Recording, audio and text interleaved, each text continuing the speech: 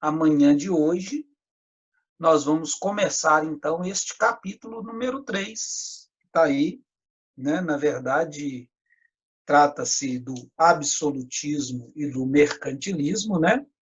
Esses novos poderes, essa nova realidade dentro do Estado que nós vamos ver. Na verdade, eu até coloquei aqui o capítulo errado, eu coloquei absolutismo e mercantilismo, mas agora nós vamos ver, os Estados Nacionais, a organização dos Estados Nacionais. Estou com tanta vontade de andar logo que eu adiantei um pouco aqui a situação, tá ok? Então, deixa eu só voltar aqui, deixa eu abrir o outro slide aqui para nós. Rapidinho aqui, eu vou abrir e a gente vai passar para esse tema.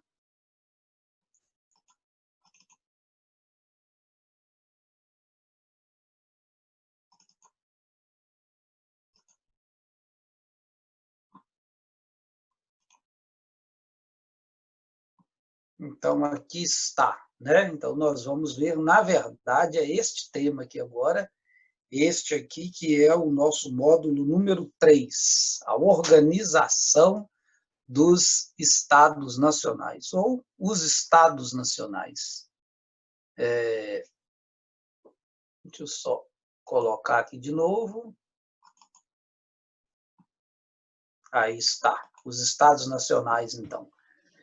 Você pode acompanhar aí na página 27, tá, meu caro estudante? Vamos lá, então, para a gente iniciar aqui a formação desses Estados nacionais europeus que vão ocorrer de modo paralelo àquelas informações que eu passei para vocês da Baixa Idade Média. Então, os Estados nacionais, eles começam no período medieval e eles vão entrar dentro do período moderno. Então, nós vamos ter aqui um sistema, portanto, um sistema transeunte entre o período medieval e o período, portanto, chamado de moderno. Então, aqui está, então, para a gente iniciar a falar sobre eles. Eu quero que vocês entendam o seguinte: nós vamos ter este contexto aqui, né, que nós vamos trabalhar, que nós vamos ver, que nós vamos analisar neste capítulo. Nós temos uma monarquia no período feudal. Esta monarquia no período medieval, ela se constitui principalmente de uma monarquia de pequenos territórios. Você pega, por exemplo, lá a França. Não era um país autônomo com grande território, mas era um grande número de feudos. Você pega, por exemplo, a Itália. Tem o feudo de Nápoles, tem o feudo de Florença, tem o Estado Pontifício, tem o feudo de Veneza, tem o feudo de Gênova, né? E cada um destes feudos, então, eles possuem nobres. Eles possuem pessoas para fazer a gestão. Então, eles têm reis, né? Duques, condes e etc., com títulos de nobreza. E a igreja tem um papel muito grande aqui dentro dessas monarquias feudais. Então, o papel da igreja aqui é, inclusive, de propor quais são as políticas, de dizer como que as coisas funcionam e etc. Agora, nós vamos entrar aqui neste capítulo em um novo contexto, em um contexto de chamadas monarquias absolutistas. Então, nós vamos lá para dentro da Europa, nós vamos ver, então, que este rei será um personagem absoluto, tudo vai girar em torno dele, ele terá uma autoridade máxima, esta autoridade é pessoal, é ligada à sua pessoa e etc. E ele submete, inclusive, ao seu poder a própria igreja.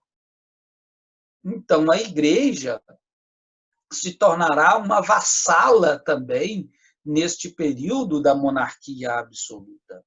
Então, nós vamos ver, nós vamos tentar estudar, nós vamos tentar entender agora quais são os elementos que vão transformar esta realidade nesta realidade aqui. Quais são os elementos de transformação? Qual vai ser a conjuntura? Qual vai ser os elementos históricos que vão, portanto, fazer aparecer e surgir 4 grandes estados nacionais. Então, esses estados nacionais, a saber, já antecipo, Portugal e Espanha, França e Inglaterra. Então, nós estaremos nesse capítulo vendo os elementos, estudando os elementos dessas 4 grandes nações europeias, portanto. Então, vamos lá, então, né? Este absolutismo monárquico. Então, o absolutismo deste rei que reina sozinho, Então, evidentemente, nós temos alguns elementos que a gente tem que levar em consideração aqui nesse período. Primeiro elemento, aqui está o renascimento comercial e urbano. Este renascimento comercial e urbano, ele vai privilegiar uma classe, um determinado agrupamento de pessoas, que é a burguesia. Tudo o que está acontecendo fortalece o dono do burgo. O dono do burgo é o burguês. E o burguês, então, mantém os centros urbanos pela capacidade econômica. Então, o burguês é aquele que tem dinheiro. Aqui está, né? O burguês, então, sem ele, não vai existir o novo período.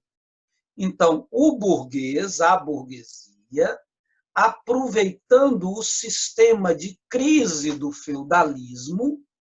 Então, por que o feudalismo está em crise? Por causa da fome, por causa da peste, mas também por causas internas, porque o nobre está aproveitando demais do servo. É uma exploração que não termina mais.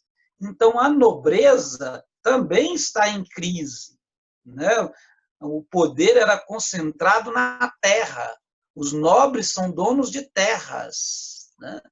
E a burguesia, então, vai interferir diretamente nesta nova situação, nessa nova realidade, né? A burguesia, então, procura poder, já que a burguesia tem dinheiro e tudo quanto. Então, nós vamos ver como que a burguesia vai fazer. Então, em outras palavras, a burguesia entrou no jogo, né? Ela entrou agora no jogo social. A burguesia agora vai ter um papel social. E na formação, portanto, desse sistema absolutista, a burguesia será fundamental. Tá bem, meu caro estudante? Então, você pode anotar aí esta primeira coisa, esse primeiro elemento importante. A burguesia, então, está procurando poder. E a burguesia vai apoiar o rei. Então, o rei, na sua corte, quando ele precisava deliberar algo, entregar algum cargo, distribuir alguma função, o rei pensava na nobreza. E agora a burguesia que entrar no lugar. Então, agora é o filho do burguês que vai para o exército, agora é o amigo do burguês que vai assumir um cargo, ou o próprio burguês. Então, nós temos aqui o surgimento e o aparecimento de um novo mundo, né? Então, está desaparecendo gradualmente a servidão. Então, a figura do servo vai desaparecendo, esse servo agora vai continuar como trabalhador rural, e ele vai ser substituído, então, pelo trabalhador urbano. E o trabalhador urbano vai ser chamado de proletário. Então, aqui, um desaparecimento da servidão, claro, ainda continuam algumas relações serviço, claro que as coisas não mudam de um dia para o outro, mas agora a nova classe é a classe proletária. para acabar, portanto, com os sistemas, uma série de revoltas no campo, essas revoltas camponesas por causa da exploração, né, de um sistema altamente injusto estabelecido. Então, eu lembro para vocês Talha, Corvéia, Tostão de Pedro, né, formariagem, uma série de coisas, então, que vão fazer com que os trabalhadores rurais se revoltem. Um outro elemento importante, a burguesia, né? O comércio urbano, que nós já falamos ali há pouco. Então, agora, até mesmo a produção agrícola não é voltada para a subsistência. Até mesmo a produção agrícola agora é voltada para a questão do capital, do dinheiro. Então, o papel que o dinheiro vai ter na sociedade será um papel fundamental. E, logicamente, a nobreza, né, vai passar por um processo de enfraquecimento. A nobreza, então, vai perder aquela influência social que ela tinha anteriormente. Então, são aqui todos elementos muito importantes para a gente entender essa nova realidade. Deixa eu apresentar para vocês esse quadro. Eu acho muito interessante esse quadro, né? Ele vai delinear muita coisa para a gente, vai fazer a gente entender muita coisa com relação a esse Estado moderno e essa realidade que nós estamos vendo. Então, me acompanhe aqui, por favor, meu caro estudante, né? Então, vamos ver aqui os elementos desse quadro para a gente entender o funcionamento do período. Eu lembro para vocês que nós estamos ainda na constituição de um mundo feudal. Então, o mundo feudal era um mundo piramidal. Aqui está a pirâmide deste período. Então, nós temos o clero lá em cima, depois nós temos os nobres, a nobreza, e nós temos os servos, né? O que vai acontecer aqui, então? Vai acontecer que vai surgir um novo personagem. Então, vamos ver qual é o novo personagem? Vou marcar aqui para vocês. Aqui está o novo personagem, a burguesia.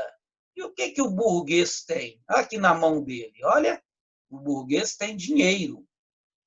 O que o burguês vai fazer com o dinheiro? Está vendo aqui, ó, em preta, setinha preta.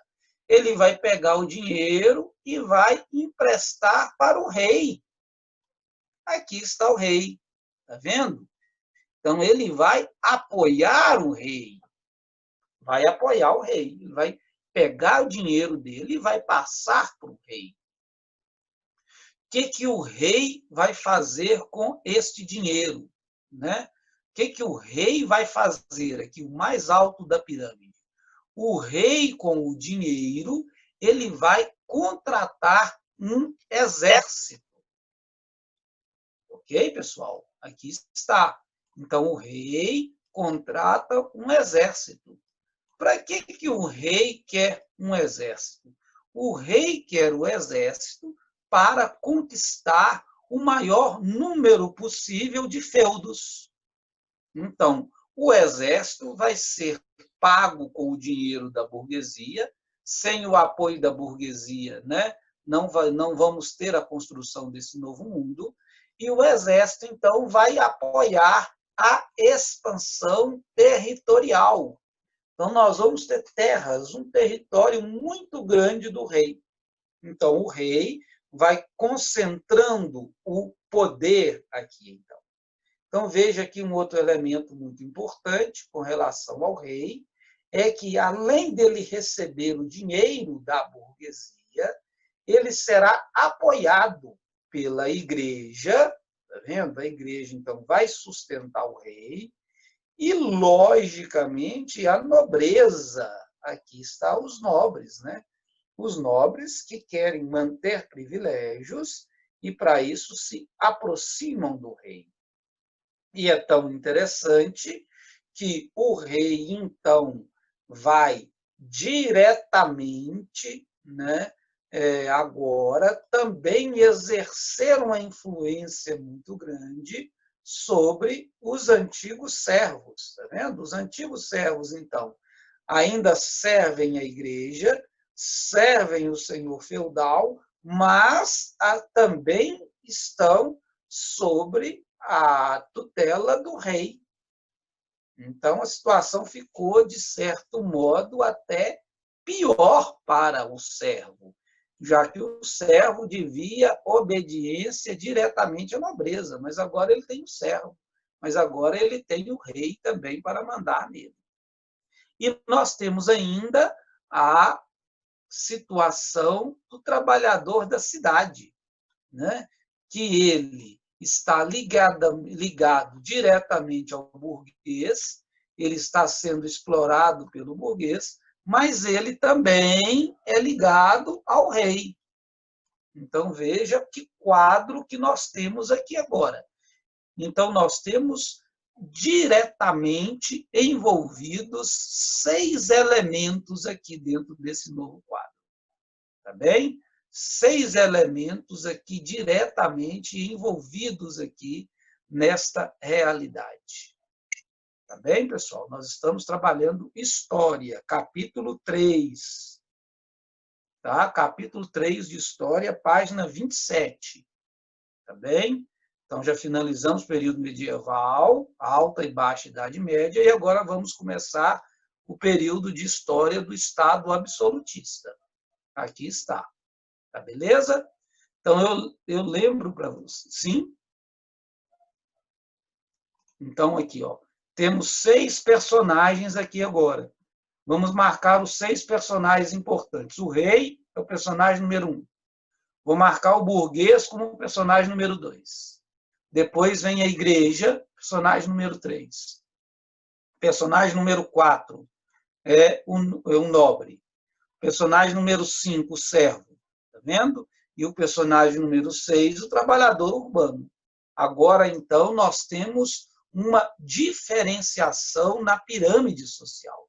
Não é aquela pirâmide social que nós tínhamos mais anteriormente. Todo mundo deve obedecer ao soberano. O soberano, o rei, vai estabelecer impostos e leis. O soberano e o rei vai estabelecer uma moeda única para o seu território e ele vai estabelecer um exército para manter tudo em ordem, né? E o poder vai cada vez mais centralizar-se em suas mãos, ok? Então, está aqui, meu caro estudante, este é o quadro, esta é a realidade que nós temos aqui agora. Então, uma realidade completamente distinta, né? Uma realidade diferente, ok? Então, a partir daí, nós vamos entender o funcionamento, o estabelecimento dos chamados estados nacionais. Está aqui o Estado Nacional. Então, o Estado Nacional, ele tem as seguintes características. Você pode observar também no seu livro, na página 28, as características, portanto, do Estado Nacional, né?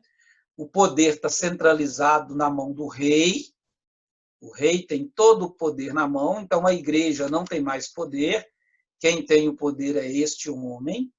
Ele vai centralizando tanto o poder que ele vai ter só ele mandando. Então, ele vai ser um rei absoluto, só ele manda. Ele se tornou tão poderoso por causa do exército. Aqui está o exército.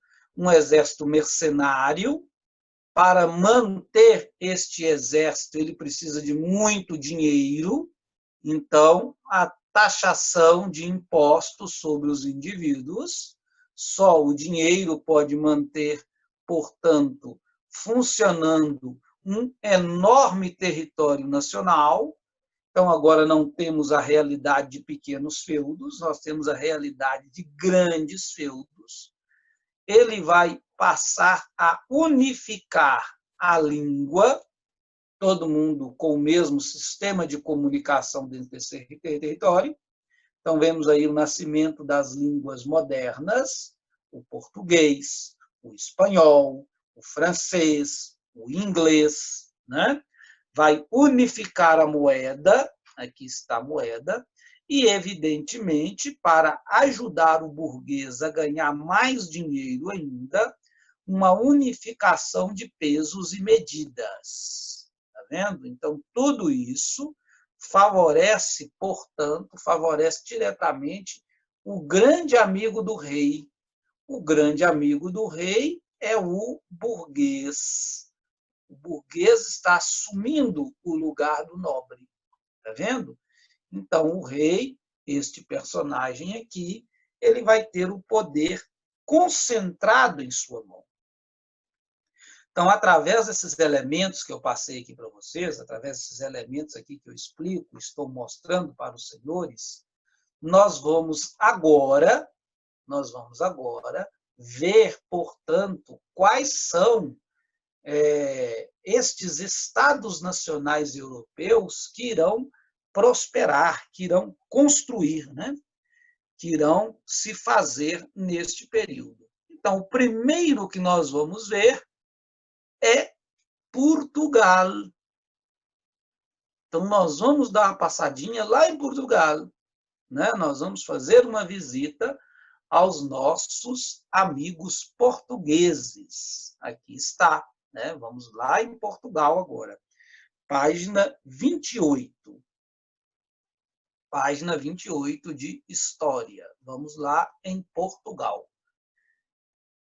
Aqui estão os casos que nós vamos estudar no capítulo. Estão aqui os 4 países que nós vamos analisar: Portugal, Espanha, Inglaterra e França. Observem como que o Estado português ele é anterior a todos os outros. Veja só, Portugal já é um Estado nacional no século XII. A Espanha vai se tornar Estado nacional no mesmo período que a Inglaterra e a França, somente no século XV. Então, vejam o pioneirismo português.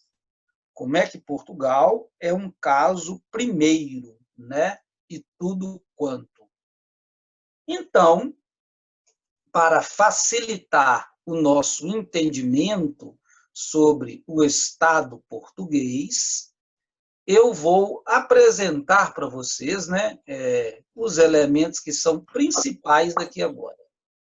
Eu vou neste quadro aqui que vocês têm na página 29. Vocês têm esse quadro aqui na página 29, tá bem? Então, me acompanhe aqui, meu caro estudante, né? Eu vou usar o mapa aqui e as informações também da página 28, evidentemente, tá bem? Então, vamos ver, então, o que eu quero dizer para vocês. Nós estamos ainda no mundo medieval, nós estamos ainda no século XI, então nós estamos na Baixa Idade Média. Espero que o senhor esteja concentrado nesta informação. Está aqui, ó, século XI, vou marcar aqui para vocês. É um período onde nós temos a presença dos muçulmanos. Vou marcar aqui com a meia-lua o reino muçulmano. Então, esse aqui é o símbolo do Islã. Está vendo? Aqui é islâmico. Lembro que eles vêm da África. Lembro que eles são chamados de mouros. Eles vêm dos territórios marroquinos. Tá bem? Então, este mapa aqui é do século XI. O que vai acontecer no século XI? Nós vamos ter um esforço dos cristãos para expulsarem os islâmicos. No século XI, aqui tem um país chamado França, o reino franco, que é um reino muito cristão. Então, os cristãos vêm da França. Quem é que manda na França? Quem manda na França é a família Borgonha. Vou colocar o nome aqui da família francesa para facilitar para nós. Por favor, me acompanhe aqui. A família francesa Borgonha. Então, a família francesa é que faz o rei. Não é família Bourbon. Bourbon é lá na frente. Nós vamos ver só no próximo capítulo. Então, estamos bem anteriormente, estamos no período anterior à formação da família dos Luizes. Aqui, o principal borgonhês é o senhor Henrique. Então, é um rei chamado Henrique. O rei da França se chama Henrique. Então, é uma França ainda feudal, onde os vários feudos vão se organizar em cruzadas. Estamos no período das cruzadas. Quem vai guiar, portanto, estes homens são os borgonheses. Aqui está a família Borgonha. Então, vejam só, a família Borgonha toma vários territórios dos muçulmanos. Gente, aqui, meu caro estudante, ó, este território aqui é o território de Leão, este é o território de Castela, este é o território de Navarra, aqui está, e aqui é o território de Aragão. Tá vendo? Todos estes 4 reinos que eu estou mostrando aqui para vocês são reinos cristãos, que estão lutando contra o Islã. E todos estes reinos são vassalos da França. Aqui, ó, são reinos vassalos. O que significa um reino vassalo? Significa que eles dependem da França. Eles têm uma relação com a França. Quem manda na França é a família Borgonha. Então, eles são ligados à família Borgonha. Observem aqui, por favor, o reino de Castela. Desculpa, Castela não. O reino de Leão. Vou até pegar uma outra cor aqui para marcar para a gente aqui agora o reino de Leão. Veja, aqui está o reino de Leão. Quem é que vai assumir o reino de Leão? É um sujeito chamado Afonso VI. É o rei Afonso. Aqui está o Afonso VI. Ele é dono, ele é vassalo da família Borgonha. Está vendo? Ele pertence à família Borgonha. E ele vai assumir o condado portucalense. Aqui, gente, o condado portucalense. Veja aqui, então, como é que é o nome do rei. O nome do rei é Afonso VI. Tá bem? Afonso VI. O que acontece? Acontece depois, no período posterior, vejam só, um período posterior, onde aqui a família dos Afonsos estabelecem relações com a família borgonhesa, tá ok? Nós vamos ter o estabelecimento no século XII, vamos para o século XII agora, vamos passar para o segundo mapa, o estabelecimento no século XII, vejam aqui do Reino de Portugal. Aqui, Portugal, ele se liberta do Condado de Leão, e a capital é Lisboa. Aqui está Lisboa. Vejam só. Vejam no mapa da página 11. Aqui ainda era território islâmico. Agora o Islã foi colocado para fora. Está vendo aí no século XII? Os condados daqueles do condado portucalense, então, vão aumentar o seu território. Neste período, tá vendo? Do condado de Portugal, veja que estou marcando para vocês em vermelho. Neste período, os franceses, a família Borgonha, ela vai entrar em litígio. A família Borgonha vai entrar em guerra contra a Inglaterra. Então, aqui no século XII, nós vamos ter uma guerra entre França e Inglaterra.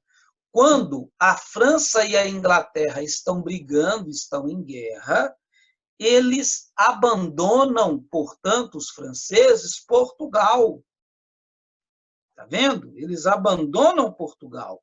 E os portugueses vão declarar independência da dinastia dos borgonheses. Então, nós vamos ter um rei aqui chamado Dom Fernando, em Portugal. Dom Fernando vai romper com a França e Dom Fernando I vai assumir o controle do condado portucalense. Dom Fernando, ele vai manter a paz com outras regiões aqui perto, porque ele vai casar com uma mulher do Reino de Castela. Olha o tamanho do Reino de Castela aqui do lado. Estamos entendidos? Quando Dom Fernando estabelece relações com o Reino de Castela, a cidade mais importante de Portugal é Lisboa. Em Lisboa, nós temos a burguesia portuguesa. Quem tem dinheiro em Portugal mora em Lisboa. E a burguesia portuguesa não quer Dom Fernando mandando em Portugal. Por que eles não querem Dom Fernando? Porque ele é amigo dos castelhanos. Veja aqui no mapa. Então, o que acontece, meu caro estudante? Quem vai assumir o comando de Portugal é Dom João. Dom João, estou escrevendo o nome dele aqui, Dom João I. Tá bem? Dom João I. Então, Dom João I, ele é irmão ilegítimo de Dom Fernando, ele vai ter o apoio da burguesia lisboeca, de Lisboa, e com o apoio da burguesia, ele vai tomar o controle de Portugal em 1385. 1385. Neste período, então, de 1385, nós vamos ter a famosa Revolução de Aves. Ou seja, a família Aves vai tomar o poder em Portugal.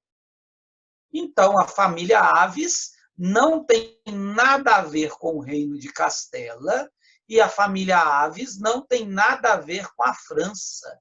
Portugal, então, tem autonomia. Aqui, gente, observem no próximo mapa e no último mapa aqui, para a gente finalizando a nossa aula de hoje. Aqui está Portugal, veja o tamanho do território português. Os portugueses continuam avançando e tomando o território dos islâmicos. Daqui a pouco, no século XV, é Portugal que vai atravessar para a África. E Portugal vai tomar a cidade de Ceuta. Está vendo? Então, Portugal está se organizando a partir de agora. O Portugal agora é um país. Quem é que manda em Portugal? Dom João I. Aqui, meu caro estudante, Dom João I é o rei de Portugal. Então, observem que Portugal se consolida. Portugal se torna um Estado nacional. Veja aqui no terceiro mapa, à direita da tela. Aqui está Portugal, olha a cidade de Lisboa, a cidade de Porto, as cidades mais importantes de Portugal. Né? Então, nós temos a consolidação do reino português. Ok, meu caro estudante? Então, o reino português vai ser comandado pelo rei Dom João I. Tá bem? Dom João I. vou marcá-lo aqui para vocês verem. Olha o bonitão aqui, olha o lindão aqui, do primeiro rei de Portugal. Então, pronto, Portugal está consolidado como Estado Nacional. Aqui está a figura de Dom João. Ok? Meu caro amigo, meu caro estudante. Então, semana que vem, nós vamos continuar. Então, semana que vem, nós vamos ver a Espanha. Não vai dar tempo da gente ver na aula de hoje, só na semana que vem. Tá bem? Alguém gostaria de se manifestar? Alguém gostaria de perguntar alguma coisa? Não é difícil, né? Para mim tá tranquilo. Tá tranquilo? Então tá bom. Nós temos a Guerra de Reconquista, e além da Guerra de Reconquista, então, nós temos o estabelecimento da monarquia em Portugal. Tá bem? Um abraço para vocês. Nós vamos nos encontrar sexta-feira.